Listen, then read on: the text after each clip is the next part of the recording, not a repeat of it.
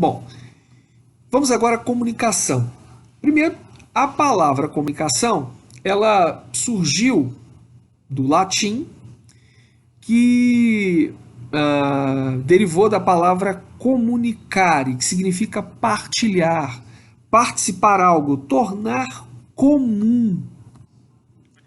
Portanto, trata-se de um processo a envolver intercâmbio, troca de informações entre indivíduos que se relacionam entre si.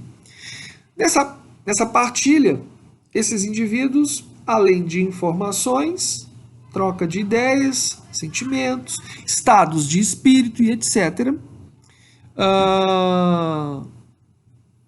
Esse intercâmbio se dá por intermédio da linguagem, mais especificamente por intermédio de signos e regras mutuamente decodificáveis.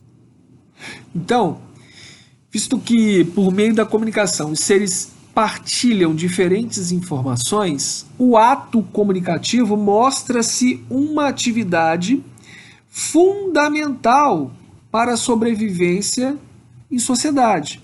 Então, não há sociedade sem comunicação.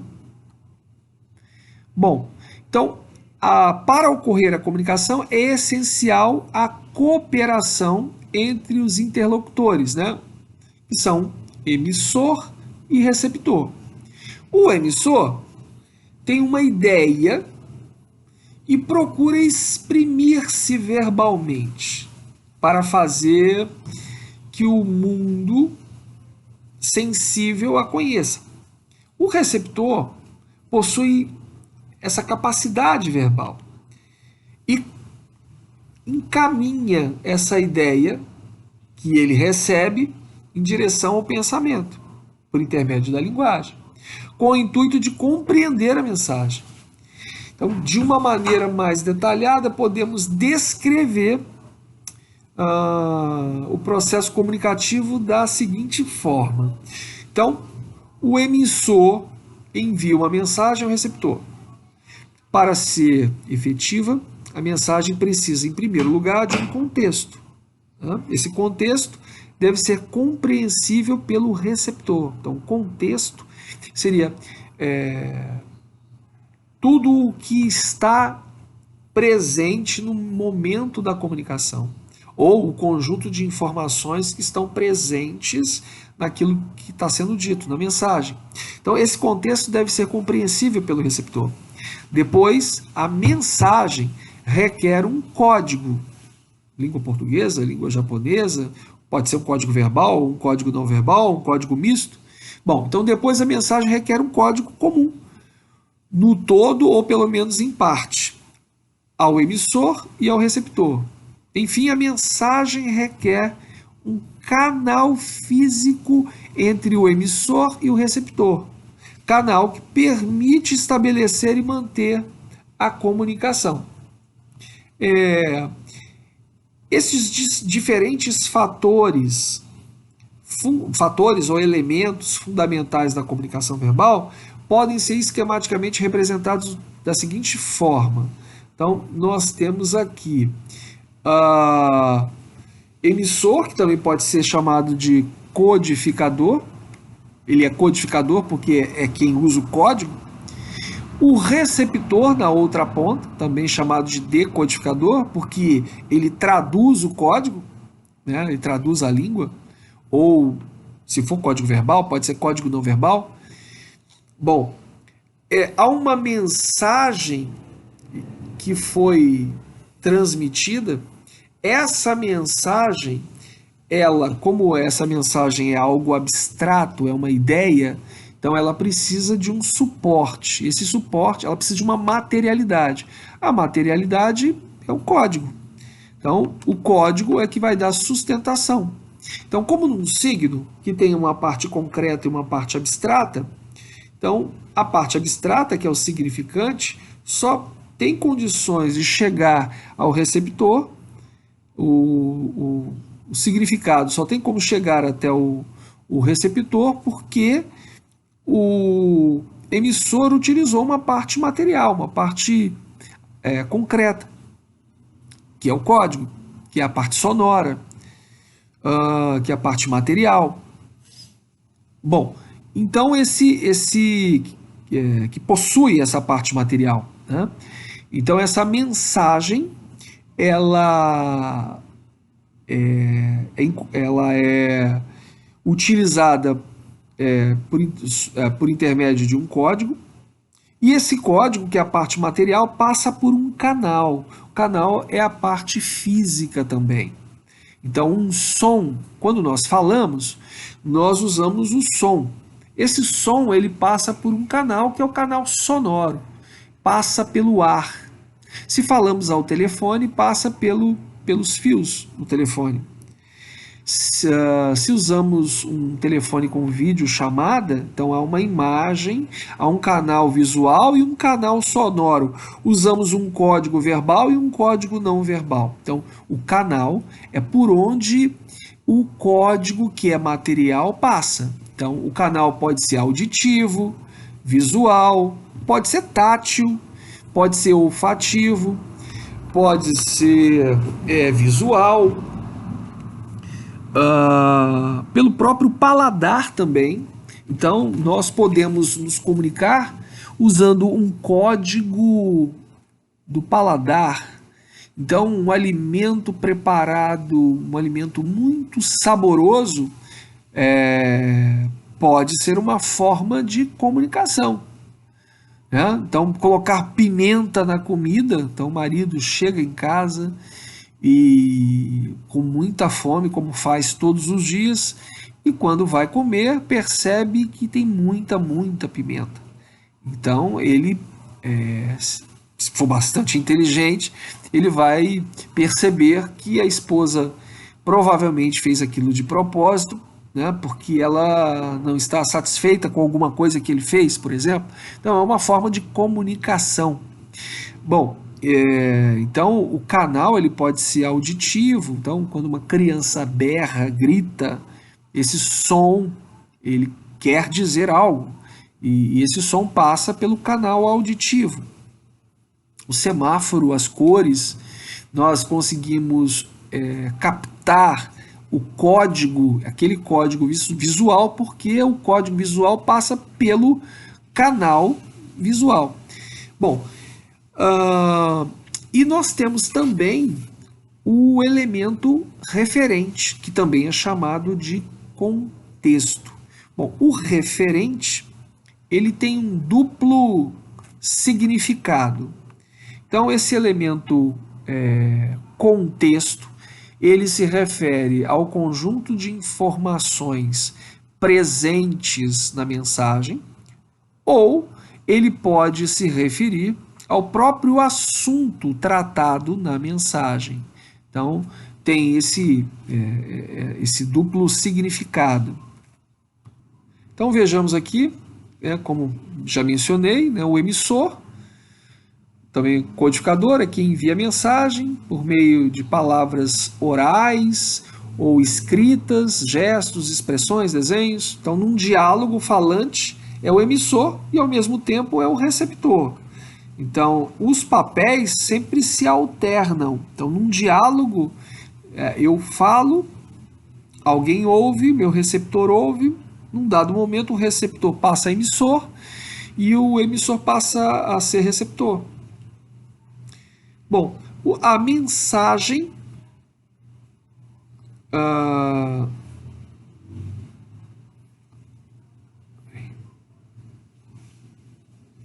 a mensagem é o que o emissor deseja transmitir.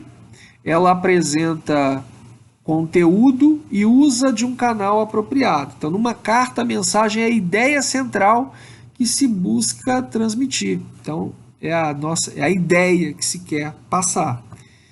O outro elemento, o receptor ou decodificador, é quem recebe e traduz, decodifica a mensagem. Pode ser a pessoa que lê, que ouve, um pequeno grupo, um auditório, uma multidão. Então, exemplo, ao enviar uma carta, o receptor será o destinatário, quem lê, que decodifica a mensagem. Bom, Nós temos o código, como eu falei anteriormente, é um sistema de sinais estruturados. Então, ele pode ser verbal, não verbal ou misto. Então, é um conjunto, é um sistema de sinais significativos estruturados, porque obedece a um conjunto de regras. Então, gestos, sinais de trânsito, expressão facial, a língua portuguesa. Bom, temos então o canal, que é o meio físico utilizado pelo emissor para enviar a mensagem. Então, o canal pode ser o canal natural, que são os órgãos sensoriais, visão, audição, paladar, olfato, tato. Pode ser um canal tecnológico espacial, porque passa de um lugar para outra mensagem, né? Então, por exemplo, o rádio é um canal espacial porque alguém está numa cidade transmitindo uma mensagem num estúdio e alguém que está com o seu rádio numa outra cidade recebe a mensagem. Então, são canais espaciais, porque é possível levar a mensagem para lugares diferentes. E existem os canais tecnológicos temporais, como um CD. Então o tempo passa, né, e a informação, a mensagem daquele cantor, daquele intérprete, ele se mantém ali com o passar do tempo e novas pessoas têm acesso a essa mensagem.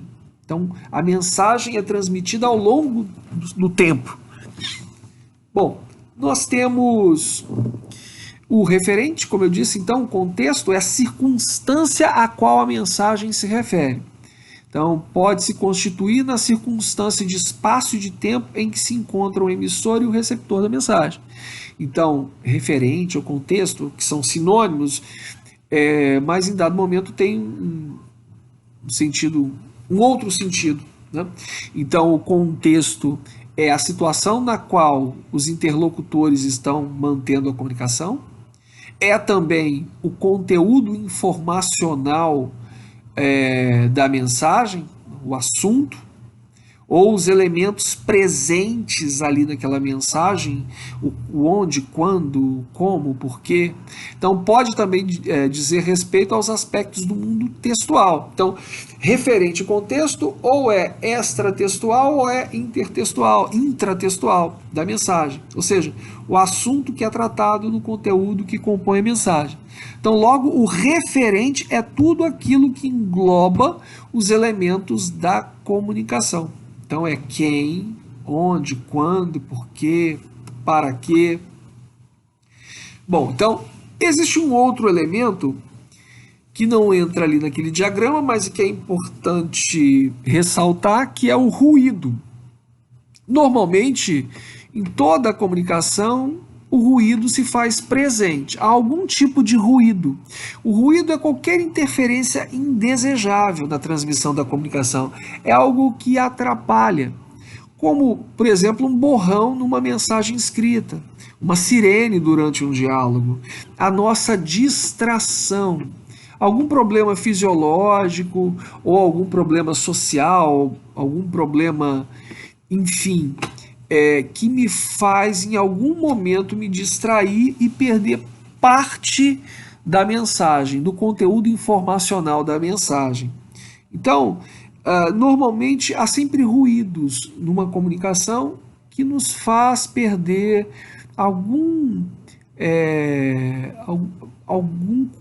parte do conteúdo da mensagem.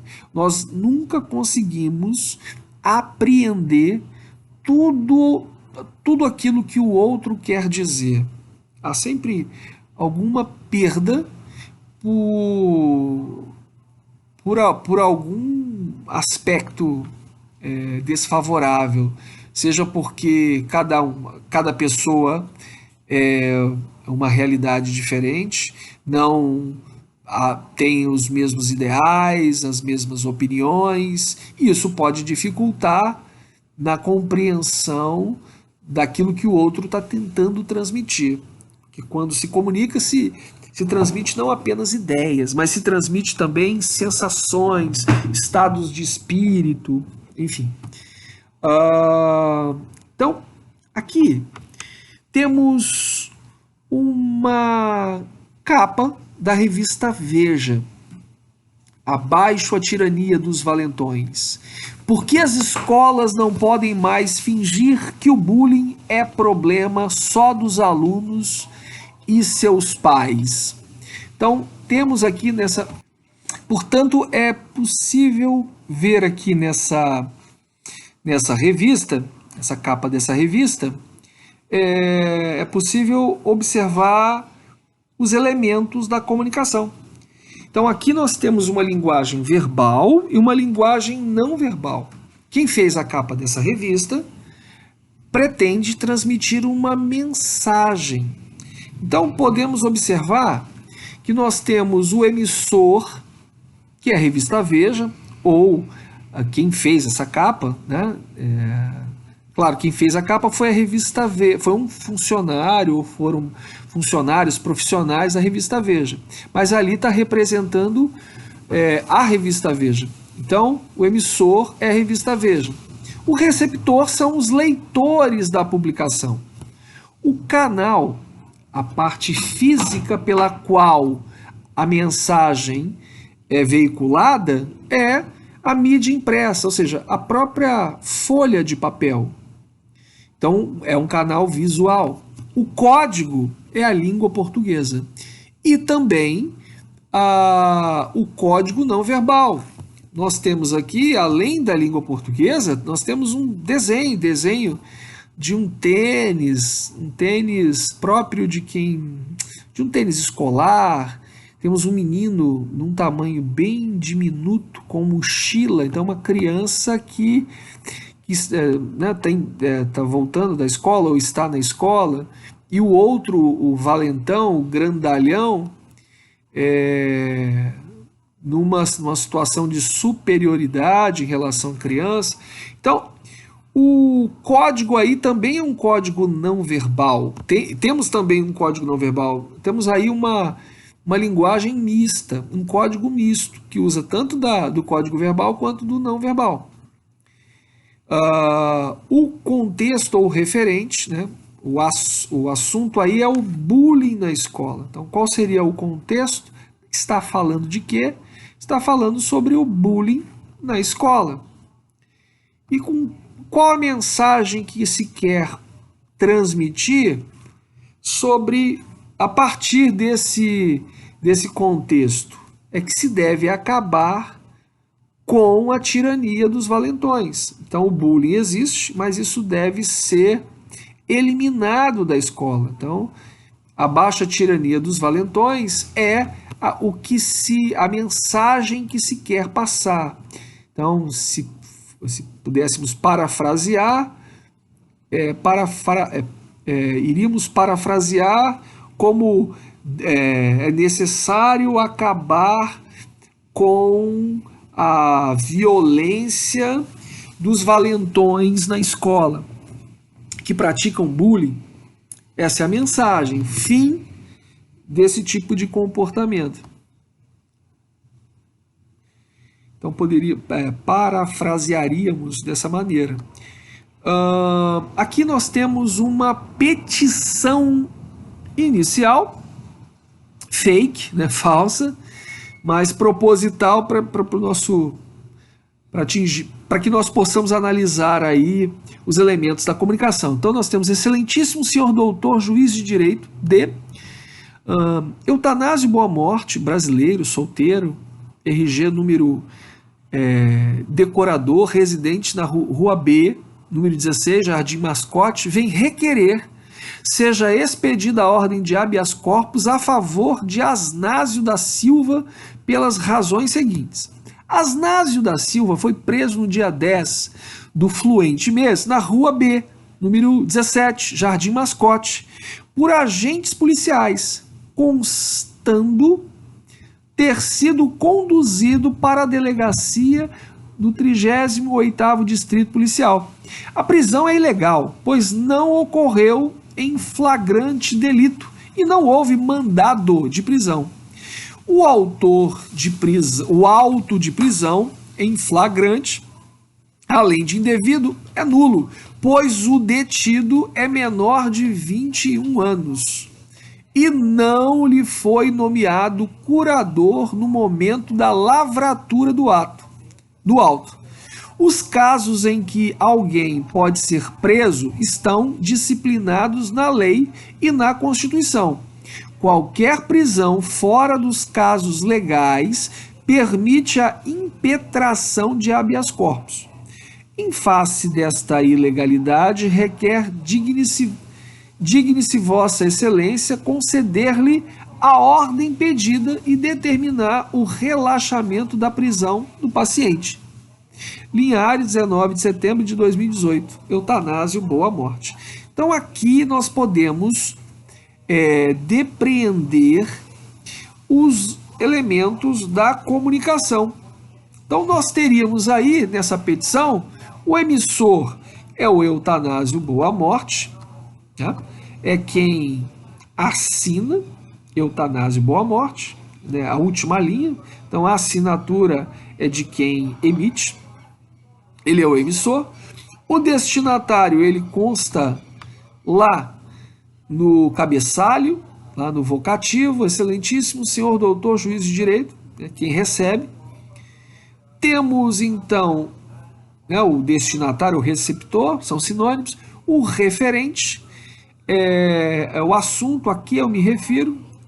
Esse texto, ele se refere a uma prisão, a prisão de Asnásio da Silva. Então, vai falar o contexto aqui, o contexto em torno do que se fala. Claro que nós temos uma situação, um conjunto de elementos que vai constituir aí o contexto, mas o referente, o assunto. Então eu posso perceber o contexto como esses vários acontecimentos ligados em torno aí da prisão.